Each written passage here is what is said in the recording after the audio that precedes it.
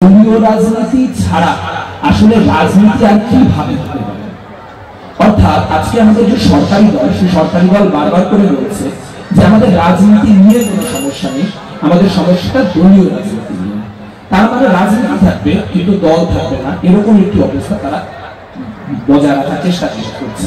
তার কারণ হচ্ছে তারা বিশ্ববিদ্যালয়গুলিতে বা শিক্ষাঙ্গন জুড়ে যে সংকটগুলি দেখতে পাচ্ছেন, সেই সংকটগুলির প্রধান কারণ হিসেবে তারা উল্লেখ করতে চাচ্ছেন দলীয়তা বা দলীয় যে রাজনীতি তার উপস্থিতিকে। আমি একটি কাউন্টার এক্সাম্পল দেওয়ার চেষ্টা করি। বাংলাদেশে 5ই আগস্টের পরে একটা বড় সময় গিয়েছে যখন দলীয় ব্যানারে কোনো ধরনের রাজনীতি করাই একরকম বিশ্ববিদ্যালয়গুলিতে নিষিদ্ধ ছিল, যখন কিনা রাজনৈতিক ছাত্র সংগঠনগুলিকে বিশ্ববিদ্যালয় প্রশাসনগুলি স্টেক হোল্ডার হিসেবে গ্রহণ করছিল না। সেই রকম একটি সময় যখন হলগুলিতে ছাত্র রাজনীতি চলছিল না, সেই রকম একটি সময়ে কিন্তু ঢাকা বিশ্ববিদ্যালয়ে আমরা তোফাজ্জল হত্যাকাণ্ডের মতো ঘটনা দেখেছি। সেরকম সময় কিন্তু আমরা জাহাঙ্গীরনগর বিশ্ববিদ্যালয়ে স্বামী হত্যাকাণ্ডের মতো ঘটনা দেখেছি। যদি সরকারি দল বলতে চায় যে খুনাখুনি ভায়োলেন্সের একমাত্র কারণ হচ্ছে ছাত্র দল, ছাত্র শিবির বা ছাত্র ইউনিয়নের কমিটি থাকা হয়ে থাকে, তাহলে তাদেরকে দেখাতে হবে কেন সেই ছাত্র রাজনীতি অনুপস্থিতির সময়টিতে এরকম চূড়ান্ত ভায়োলেন্স ক্যাম্পাসগুলিতে হলো। আমাদের উত্তর হচ্ছে আমরা মনে করি না যে এই যে ভায়োলেন্স বা এই যে গোষ্ঠীগত ব্যাপারটি, সেটি আসলে দলীয় সংগঠনগুলি বিভিন্ন পদ থাকা না থাকার উপর নির্ভর করে। আমরা মনে করি মানুষ তার প্রকৃতিগতভাবে একটি ট্রাইবাল এলাকা, অর্থাৎ তার মধ্যে নানান রকম গোষ্ঠীতান্ত্রিক যে প্রবণতা, সেই প্রবণতা অটোমেটিক্যালি হয়ে যায়। আমরা যদি এখানে 50টা মানুষ 2 ঘন্টা অবস্থান করি, আপনি দেখবেন এখানে 5-7জন মানুষ নিজেদের মধ্যে এক ধরনের ঐক্যমত্য অনুভব করছে এবং তার ভিত্তিতে তারা একটি আলাদা অবস্থানের দিকে চলে যাচ্ছে।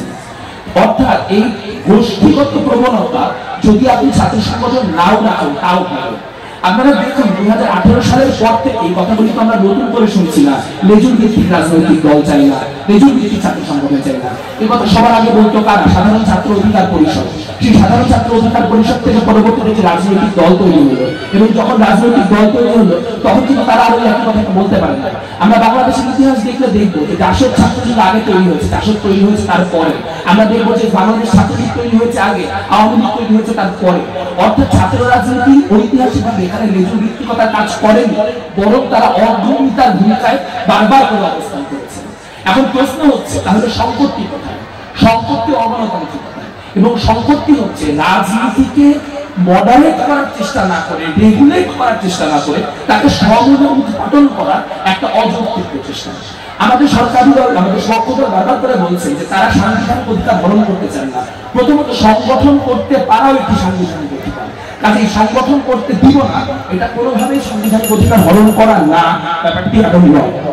দ্বিতীয়ত আরো গুরুত্বপূর্ণ যেটি, সেটি হচ্ছে তারা ছাত্র সংসদ নির্বাচন চায়। খুব ইন্টারেস্টিং জিনিস দেখুন, ছাত্র সংসদ নির্বাচনে কিন্তু ছাত্রলীগ, ছাত্রদল, ছাত্র শিবির এই নামে নির্বাচন হয় না। নির্বাচন হয় বিভিন্ন প্যানেল হিসাব করে।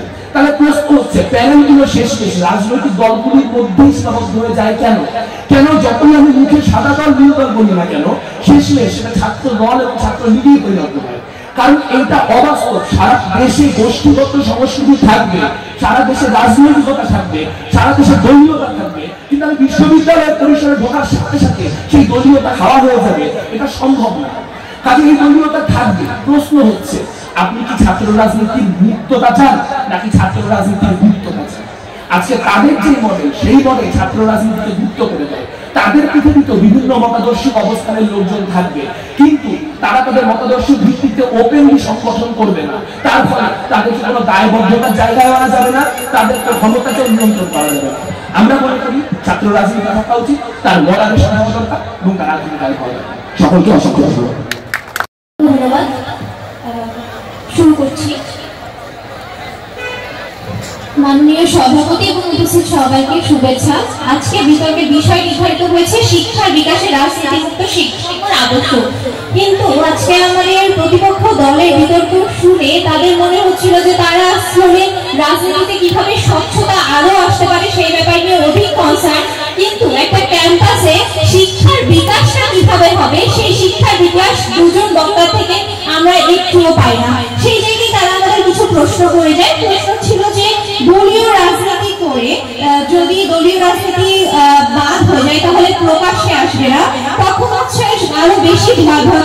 হবে।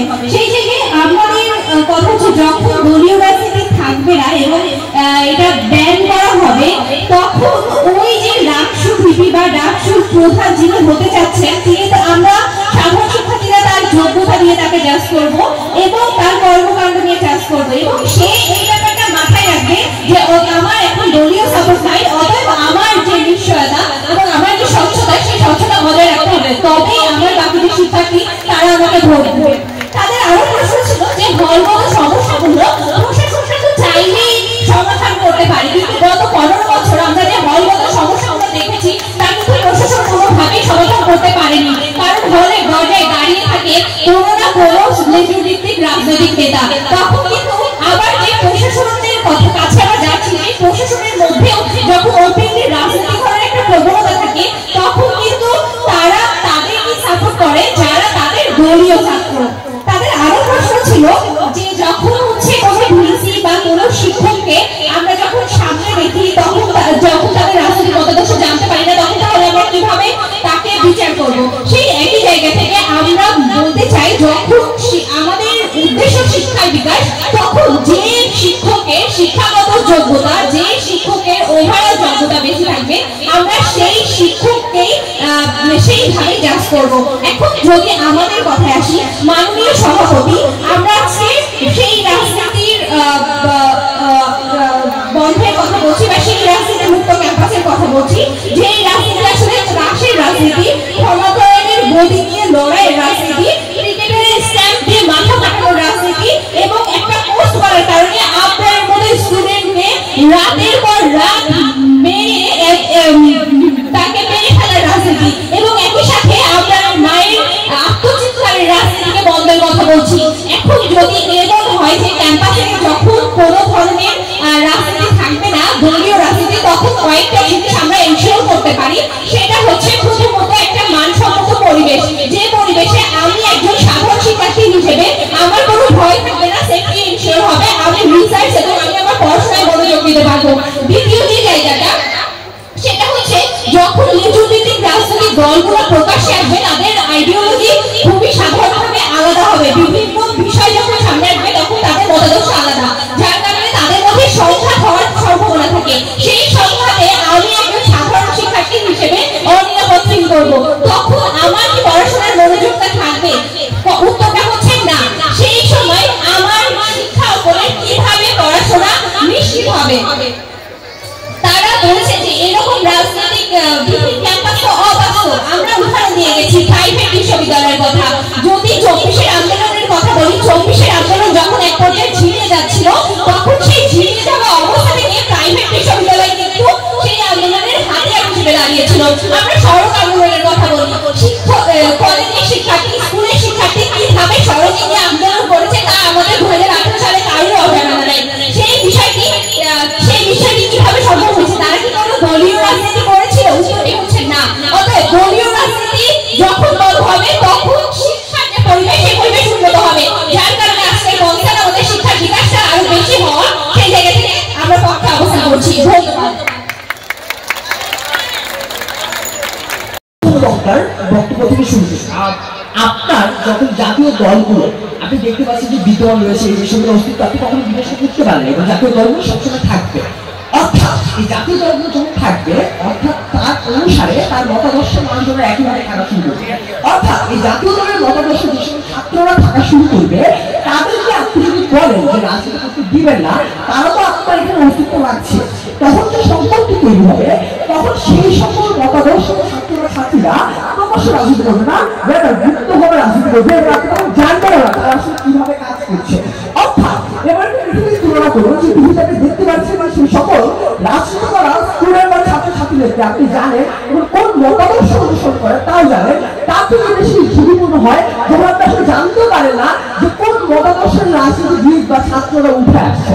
অর্থাৎ এই ধরনের রাজনৈতিক গুপ্ততা বা রাজনৈতিক পরিসর লুকায়িত করে আপনি যখন রাজনীতি করার চেষ্টা করা শুরু করেন, তখন আমরা বিশ্বাস করি বিভিন্ন ধরনের সমস্যা আপনার মধ্যে আসা শুরু করে, আপনার মধ্যে সংকট তৈরি হওয়া শুরু করে, যে সকল সংকটের সমস্যার সমাধান আপনি কিভাবে করবেন তার পর্যাপ্ত উত্তর আপনার কাছে থাকে না। সব মানুষের এটা খুব বেশি গুরুত্বপূর্ণ যে আশেপাশে আমরা যখন দেখি ছাত্র রাজনীতির শেষ সময় কেন জনগণ হয়েছিল। এটা অবশ্য গুরুত্বপূর্ণ যে আজকে পক্ষতলে প্রথম পক্ষ বলে যে তারা ডাকসু নির্বাচন বা রাকসু নির্বাচনকে বিলুপ্ত করে দিচ্ছে না, ডাকসু বা রাকসু নির্বাচন রাখছে। মজার কথা হচ্ছে যে আপনি যখন ডাকসু বা রাকসু নির্বাচন রাখেন তখন 80 দশকের কথা যদি চিন্তা করেন, 80 দশকে একজন ছাত্র নেতার ডাকসু বা রাকসুকে ইলেক্টেড হওয়ার জন্য, ভোট পাওয়ার জন্য তার নিজের ছাত্রদের সাথে প্রপার সম্পর্ক রাখতে হতো। তাকে ক্যাম্পাসে সে দলীয় রাজনীতির চর্চা করতে পারতো না, সে দলীয় রাজনীতির মাধ্যমে কারো কোনো ক্ষতি করতে পারতো না, কারণ সে জানে সে যদি ক্ষতি করে বা দলীয় রাজনীতির পাওয়ার প্র্যাকটিস করা শুরু করে ওই মুহূর্তে সেটার ভোট, সেটার ছাত্র ভোটগুলোকে হারানো শুরু করবে। অর্থাৎ আপনি এই মুহূর্তে যখন দেখেন তারা নিজেরা কিন্তু প্রপোজ করে যে ডাকসু রাখছে, অর্থাৎ এই জিনিসকে আপনি সেটা দেখা শুরু করে যে ডাকসু রাখছে মডেল আপনার সাথে দাঁড় করানো শুরু করে, রাজনীতি বেড়া হওয়া শুরু করে, সেটা ভোটের জন্য হলো এই মানুষগুলো আপনার ক্যাম্পাসে অরাজকতা তৈরি করতে পারে। তৃতীয়ত এটা দেখে গুরুত্বপূর্ণ যে ছাত্র রাজনীতি যেরকম মডেল তারা চায় যে সংকট দূর করবে বা ছাত্র রাজনীতিতে থাকছে, এই সব জায়গায় আমরা কি দেখতে পাই? এর একটা প্রশ্ন করা দরকার যে আপনি রাজনৈতিক মডেল একটা ক্যাম্পাস, একটা বিশ্ববিদ্যালয় কেন দেখেন? বিশ্ববিদ্যালয়ে একটা দলীয় রাজনীতি করতে কারা আসলে উৎসাহী হয় বা আগ্রহ হতে বাধ্য হয়? আগ্রহ হতে বাধ্য হয় ইচ্ছাকৃতভাবে বের করতে পারা, কারণ আমরা দেখতে পারি যে মানে মোট সময় দেখা যায় যে আমি হয়তোবা গ্রাম থেকে এসেছি অথবা আমার আবাসিক সংকটের জন্য আমি হলে থাকছি এবং এইখানে হল বাণিজ্যগুলো যখন হওয়া শুরু করে যে কোনো দলীয় রাজনীতির আন্ডারে ওই সমস্যাটাকে হয়তো অ্যাড্রেস করার চেষ্টা করে। কিন্তু এই মডেলে খুবই স্পষ্টভাবে বলা যায় আবাসন সমস্যা, হলগত সমস্যা, প্রত্যেকটি জিনিস প্রশাসনিকভাবে একটা বিশ্ববিদ্যালয় থেকে করা সম্ভব। অর্থাৎ এর জন্য দলীয় রাজনীতি থাকুক বা দলীয় রাজনীতি না থাকুক, এটা কোনো ধরনের বিভেদ তৈরি করছে না। চতুর্থ, আমাদের বিতর্কে এটা বসে খুব বেশি গুরুত্বপূর্ণ। যে কোনো ধরনের নিয়োগ, যে কোনো ধরনের টিচার নিয়োগ বরং ভিসি নিয়োগ বলো, এই প্রত্যেকটা জায়গায় আমরা একটু পিছনের দিক থেকে চিন্তা করি। ভিসি নিয়োগ করার জন্য রাষ্ট্রপতি, রাষ্ট্রপতি নিয়োগ করার জন্য প্রধানমন্ত্রী, অর্থাৎ প্রধানমন্ত্রী একটা ভেরি ফার্স্ট একজন রাজনৈতিক দলীয় ব্যক্তি। তার মানে আপনি আমাদের মডেলে অন্তত পক্ষে জানতে পারছেন যে যেই ভিসি বা যে ইলেক্টেড মানুষটি আপনার বিশ্ববিদ্যালয় পরিচালনা করছেন সেই মানুষটা আসলে কোন দলের হতে পারে। কিন্তু আমি যখন আজকে তাদের মডেলে চেষ্টা করবো যে আমার ক্যাম্পাসকে সাজাতে, তখন আমার কাছে এই উত্তরও নাই যে যে মানুষটি ভিসির আসনে বসে রয়েছে সে কোন দলগত মানুষ এবং সে হয়তো বা কার ক্ষেত্রে কাজ করছে। অর্থাৎ এই ধরনের সম্পর্কগুলো যখন আসা শুরু করবে তখন আমরা বিশ্বাস করি বরং আমাদের পৃথিবীতে আপনি সম্পর্কগুলো দূর করতে পারেন, কারণ আপনি একটি স্পষ্টতা তৈরি করেন, স্বচ্ছতা তৈরি করেন। কিন্তু তাদের পৃথিবীতে আপনি দেখতে পারেন যে কোনো মুহূর্তে আপনি কোনো স্বচ্ছতা পান না, ছাত্র শিক্ষক সম্পর্কে কোনো উন্নতি হবে না, প্রত্যেকটা ছাত্রকে প্রতি মুহূর্তে ক্যাম্পাসে বিভিন্ন সমস্যা জর্জর করে দেবে। এবং শেষ করতে এটা বলে যে আমরা বিভিন্ন মডেলের কথা বলি বা কাজ করি, এটা খুব গুরুত্বপূর্ণ। আমি যদি দলীয় রাজনীতিকে নাও রাখি, মেজরিটিক রাজনীতির কথা যদি ইন্ডিকেট করি, দলীয় রাজনীতি নাই, ওকে আমি রাজনীতি করবো, কিন্তু কেন মেজরিটিক হওয়ার সম্ভাবনা দেখা যায়?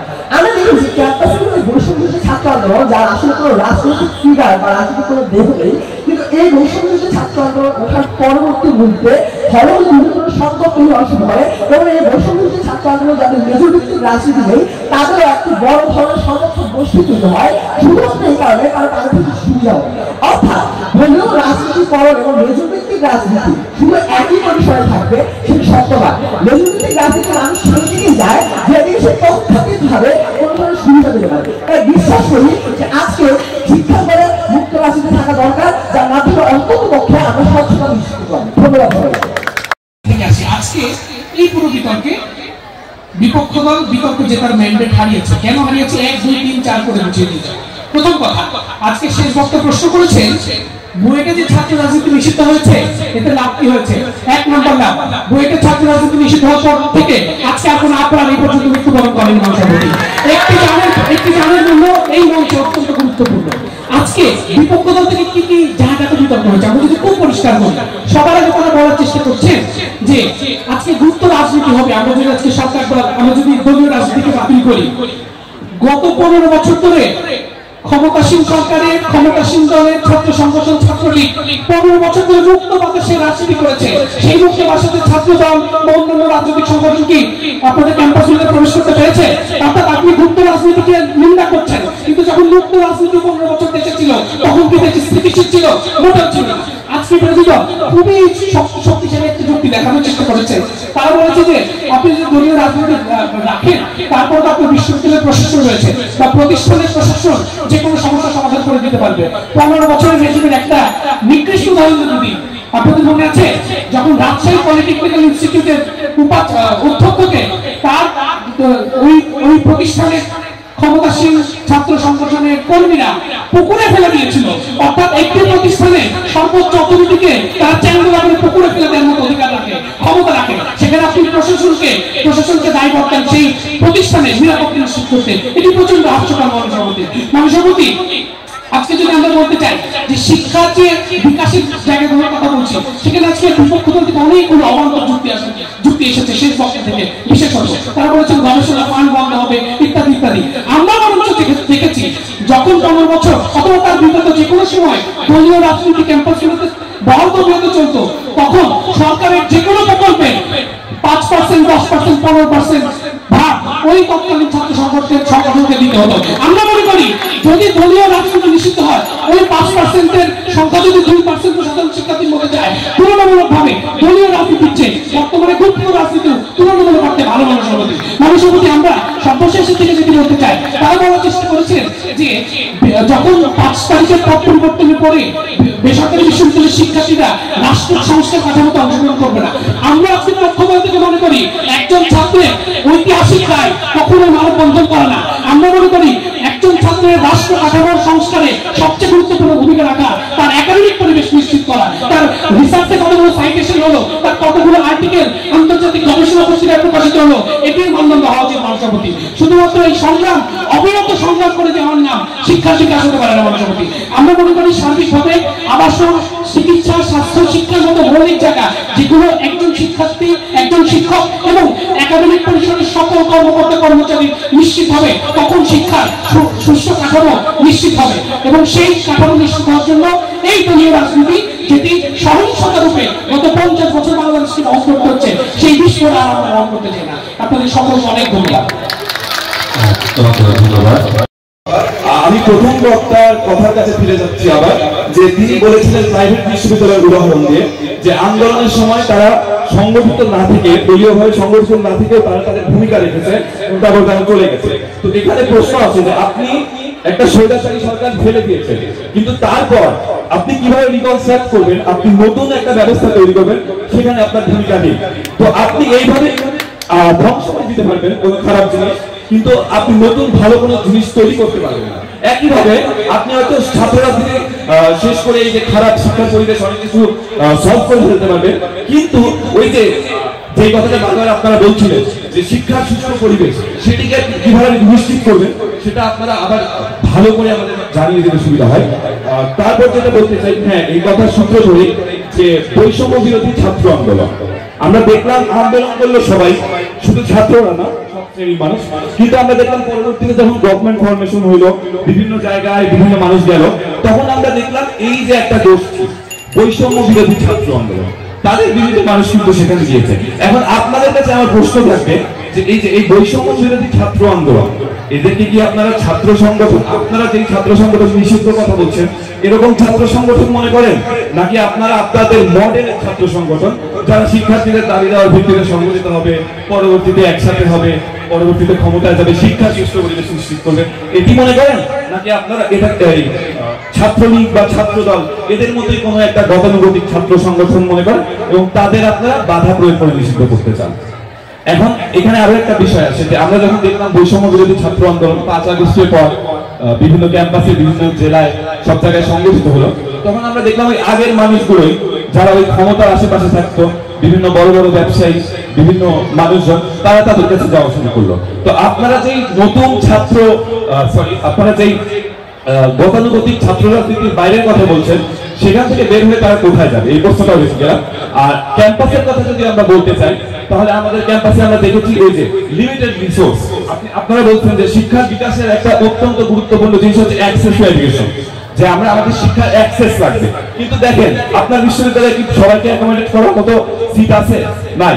আমার বিশ্ববিদ্যালয়ে আমি ডাবলিং করে থাকি, তাও অর্ধেক মানুষ থাকতে পারে না, তাই না? তাহলে কেন এখানে ছাত্ররা দলের লেজুর ধরে? কোনো একটা লেভেল ভিত্তিক সংগঠনের কাজ করে যায়, তারা ক্লাস বাদ দিয়ে কেন প্রোগ্রাম করে? কারণ তার এই যে মৌলিক যে চাহিদা, সেই চাহিদাগুলো সে পাচ্ছে না। এবং এই চাহিদাগুলো যদি আপনি ঠিক না করে আপনি ডিরেক্ট ছাত্র রাজনীতি নিষিদ্ধ করে দেওয়ার কথা বলেন, আপনি বলেন যে ওই ছাত্র সংগঠন বাদ, যারা দলীয় রাজনীতি করে তারা বাদ, তাহলে আপনি কোনোভাবেই এই শিক্ষার সুষ্ঠু পরিবেশ এটি নিশ্চিত করতে পারবেন না। এখন আপনাদের মনের একটা কথা বলে দিই, বুয়েটের কথা। আপনারা অনেকে বুয়েটের কথা বলতে পারেন যে বুয়েটে শিক্ষার সুষ্ঠু পরিবেশ আছে ছাত্র রাজনীতি নিষিদ্ধের কারণে। এখন দেখেন মানে শিক্ষার সুষ্ঠু পরিবেশের জন্য বেশ কয়েকটা ফ্যাক্টর আছে। প্রথমত অ্যাক্সেস, দ্বিতীয়ত আপনার রিসার্চের ব্যাপার স্যাপার আছে, এবং ধরেন ভর্তি প্রক্রিয়া, শিক্ষক নিয়োগ। এখন বুয়েটের যে জিনিসটা ছাত্র রাজনীতি নিষিদ্ধের আগে ছিল, যে বুয়েটে প্রশ্ন ফাঁস হইতো বা বুয়েটে এরকম অনেক ধরনের দুর্নীতি হতো যেটা শিক্ষার স্বাভাবিক পরিবেশকে ব্যাহত করে, মানে ছাত্র রাজনীতি নিষিদ্ধ করে আসলে বুয়েটের কয়টা লাভ হয়েছে আপনারা এই জিনিসটা একটু পয়েন্ট আউট করে দেবেন আমাদেরকে।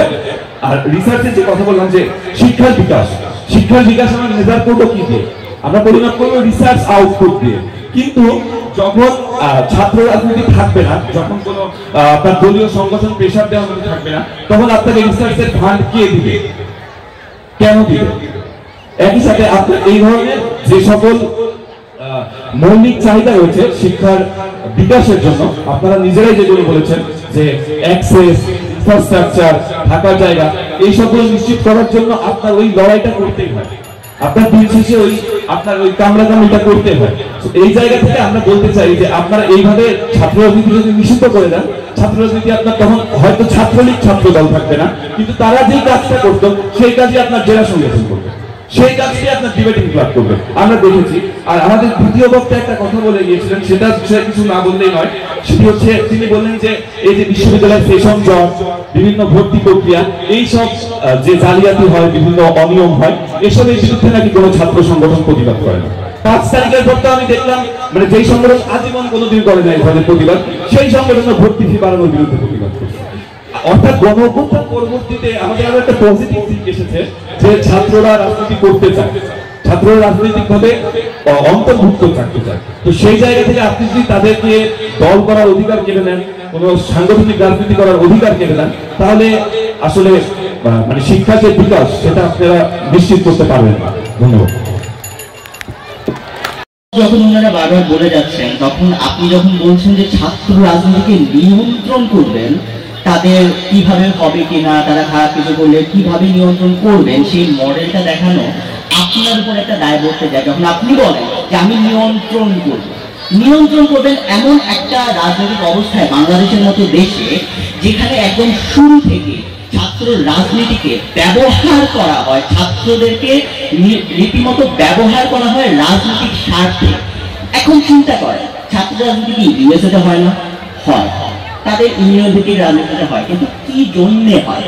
ছাত্রদের জন্য। শিক্ষকরাও সেখানে রাজনীতি করেন, কেন করেন?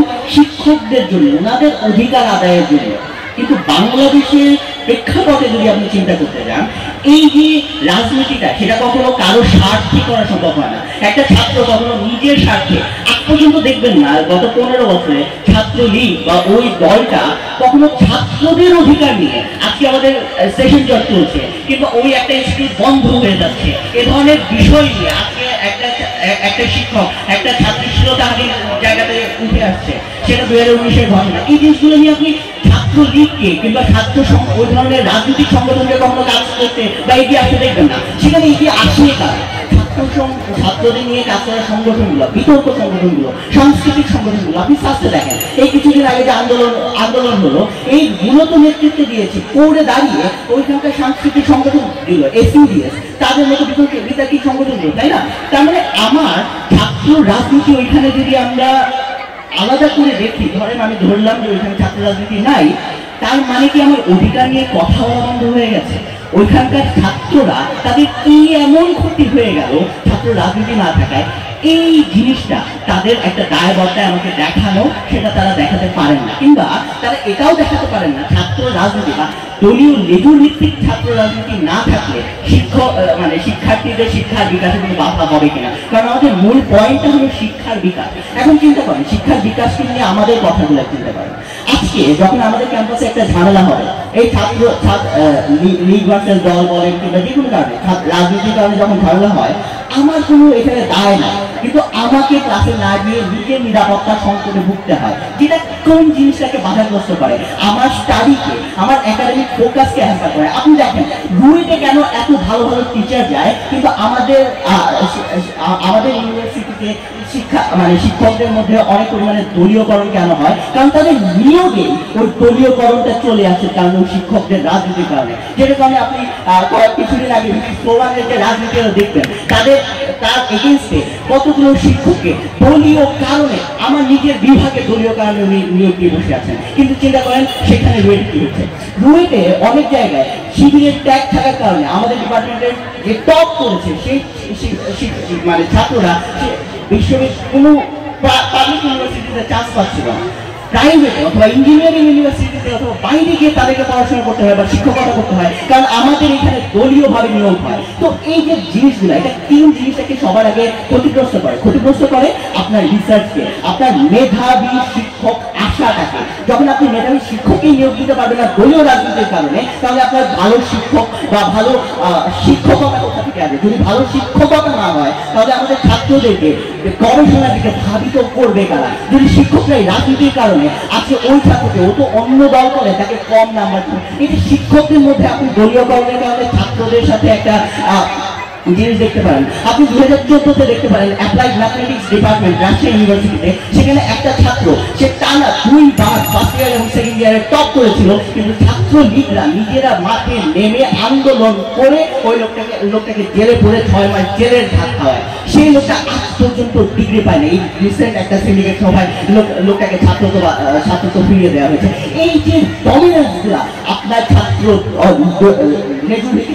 দলগুলা বা সংগঠনগুলো করে যায়, আমরা মনে করি সেটা এই মেধাবী মানুষটাকে রিসার্চের দিকে, গবেষণার দিকে নিতে বাধা দেয়। আপনাদের স্টেক হোল্ডার আছে দুইটা, ছাত্র এবং শিক্ষক। ছাত্রের কি করা উচিত? চাকরি, ওকে, আপনি ওইটার জন্য ফোকাস করতে গেলে আপনার ওই দলীয় ট্যাগ থাকলে আপনি সেখানে ভালো চাকরি পাচ্ছেন না। আপনি যদি চাকরির জন্য পড়তে না, আপনাকে পড়তে তো হবে, আন্দোলন করে রাস্তায় পড়ে থাকতে তো হবে না, এবং সেই রাস্তায় পড়বেন, ঠিক আছে, আপনার নিজের অধিকারের জন্য করেন, সেটা না করে আপনি করছেন কি একটা সেন্ট্রাল দলের অধিকার আদায় করার জন্য রাস্তায় পড়ে থাকছেন। আমাদের বিতর্কের জায়গাটা এইখানে, যখন এটা আপনি করেন, আপনার শিক্ষার যে অগ্রগতি, আপনি চাকরি থেকে নিজেকে স্কিলফুল করবেন, আপনি গবেষণা করবেন, সেটা আপনি ফোকাস দিতে পারেন না। এখন চিন্তা করেন যারা অ্যাপলিটিক্যাল, যারা পলিটিক্সের শেষ করছে, সেই মানুষগুলো কিন্তু এই সুযোগটা পায় না, কারণ অন্যন্য রাজনীতি করে আমার নিরাপত্তাকে ঝুঁকিতে ফেলে, যেটা কারণে আমি ভয় পাই ক্যাম্পাসে যেতে, ভয় পাই নিজের ওপিনিয়নটা রাখতে, ভয় পাই নিজের দাবিটা রাখতে, যেটার কারণে আমাদের রাজনৈতিক জায়গাটা ভিন্ন হয়, আমাদের অধিকার ভিন্ন হয় এবং আমাদের মেধার বিকাশটা ভিন্ন হয়। ধন্যবাদ। কথাবার্তা খুবই হাস্যকর। প্রথম কথা হচ্ছে 15 বছর শেখ হাসিনা সরকার ছিল, স্বৈরাচার ছিল, এই জন্য ছাত্র রাজনীতি খারাপ, এটা কোনো ভালো যুক্তি হতে পারে না। আবদার হত্যাকাণ্ড দলীয় ছাত্র রাজনীতির রেজাল্ট না, একটা প্রচন্ড অগণতান্ত্রিক এবং স্বৈরাচারী সরকারের রেজাল্ট। কাজে গত 15 বছরে যা কিছু ঘটেছে সবকিছুকে যদি ছাত্র রাজনীতির উপর চাপাই দেওয়া হয়, তাহলে আসলে ছাত্র রাজনীতি নিয়ে এখানে কোনো রকম যৌক্তিক আলোচনা করা সম্ভব না। তারা আবদার হত্যাকাণ্ডের কথা বলতে পারে, আমরা তোফাজ্জল হত্যাকাণ্ডের কথা বলতে পারি, এটা কোনো সমাধান না। তারা বলতে পারেন এমন কিছু ইনসিডেন্টের কথা যেগুলো দলীয় ছাত্র রাজনীতির অবস্থান কালে ঘটেছে, আমরা এমন কিছু ইনসিডেন্টের কথা বলতে পারি যেগুলো দলীয় ছাত্র রাজনীতি অনুপস্থিতির সময় ঘটেছে। কাজে এইটা কোনোভাবে তাদের বিতর্ক জিতায় না। তারা আরো একটা জিনিস যেটা দিয়ে বারবার করে ইচ্ছা করে এড়িয়ে যাওয়ার চেষ্টা করতে সম্ভবত বৈষম্যবিরোধী ছাত্র আন্দোলনকে তারা কেন দেখেন, এটা কি দল নাকি দল না? আমি যদি 6 জন মানুষের সিদ্ধান্ত নিয়ে আমরা কালকে থেকে একসাথে রাজনীতি করবো, তাহলে এইভাবে একটা দল, তাহলে এই দলীয়তার পক্ষে ওনারা আছেন কি? কারণ যদি একটা বিরুদ্ধ ওনারা থাকে, তাহলে ওনাদের ব্যাখ্যা করতে হবে কেন ইন্ডিভিজুয়াল হিসেবে দাবি আদায় করা যথেষ্ট পরিমাণে গ্রহণযোগ্য। আমাদেরকে কালেক্টিভলি যেন কখনো ইউজ করতে হয় না, কালেক্টিভলি যেন আমাদেরকে কখনো কোনো দাবি দাওয়া আদায় করতে না হয় না। কিন্তু ওনাদের অবস্থান যদি এটা হবে, কারণ ধরে নিচ্ছি বিতর্কের সাথে, সেটা হচ্ছে ওনাদের অবস্থানটা হচ্ছে যে আমরা মেজর ভিত্তিক ছাত্র রাজনীতি চাই না, দল বানাতে পারি, কিন্তু দলের কোনো মাদার পার্টি থাকবে না। এইটাও খুবই হাস্যকর, কারণ আপনি পৃথিবীতে যত দল বানিয়েছেন সেই দলগুলো পরবর্তীতে একটা রাজনৈতিক সংগঠন ফর্ম করেছে। রাজনীতি মানে আইডিওলজি, আইডিওলজি মানে কোনো জিনিসকে হোলিস্টিক ভাবে দেখার চেষ্টা। অবশ্যই আপনার রাজনীতি যখনই বিকশিত হবে, তখন সেটা ছাত্র রাজনীতি থেকে একটা রাজনৈতিক প্ল্যাটফর্মে পরিণত হবে। বৈষম্যবিরোধী ছাত্র আন্দোলন থেকে নাগরিক কমিটি হবে, ছাত্র অধিকার সংরক্ষণ পরিষদ থেকে একটা গণ অধিকার পরিষদ হবে। এটা খুবই স্বাভাবিক। প্রশ্ন হচ্ছে আপনার এখানে ক্রাইসিসটা হচ্ছে একটা ছাত্র সংগঠন একটা প্রশাসনের ভূমিকায় চলে যায়, অর্থাৎ সে তার জায়গা থেকে তার যতটুকু এখতিয়ারের অনেক বাইরে সে কাজ করে। ঢাকা বিশ্ববিদ্যালয়ের ছাত্রলীগ নবদের সঙ্গে মিলে কাজ করে আপনার ফান্ডিং নিয়ে আসে, যেটা ছাত্র সংগঠনের কাজ না, ছাত্র রাজনীতির কাজ না। সেটিকে আপনি এখন কিভাবে দমন করবেন? এর একটা মডেল হতে পারে তাদের মডেল, যেই মডেলের সাথে আসলে আমাদের ঝামেলাটা করে। দেখেন নিয়োগ তাদের পৃথিবীতে তো কোন নিয়োগটা দলীয় কারণে হয় না এটা আমরা জানতেই পারবো না। আমাদের পৃথিবীতে আপনি তো জানেন যে এই লোকটা অমুক দলের লোক, সে অমুক দলের লোক হওয়ার কারণে অমুককে নিচ্ছে না, কিন্তু তাদের পৃথিবীতে প্রতিটা জিনিস হবে, কিন্তু কোনো জিনিসটারই জবাবদিহিতা থাকবে না, এটা সম্ভব না। কাজে এই দলীয়তা থাকবে। প্রশ্ন হচ্ছে আপনি কি ছাত্র রাজনীতির মুক্ততা চান নাকি ছাত্র রাজনীতির মুক্ততা চান? আজকে তাদের যে মডেল, সেই মডেল ছাত্র রাজনীতিকে মুক্ত করে দেয়। তাদের পৃথিবীতে বিভিন্ন মতাদর্শিক অবস্থানের লোকজন থাকবে, কিন্তু তারা তাদের মতাদর্শিক ভিত্তিতে ওপেনলি সংগঠন করবে না। তার ফলে তাদেরকে কোনো দায়বদ্ধতার জায়গায় আনা যাবে না, তাদেরকে ক্ষমতাকে নিয়ন্ত্রণ করা যাবে না। আমরা মনে করি ছাত্র রাজনীতি থাকা উচিত, তার মডারেশন হওয়া দরকার এবং তার রাজনীতি হওয়া দরকার। সকলকে অসংখ্য ধন্যবাদ।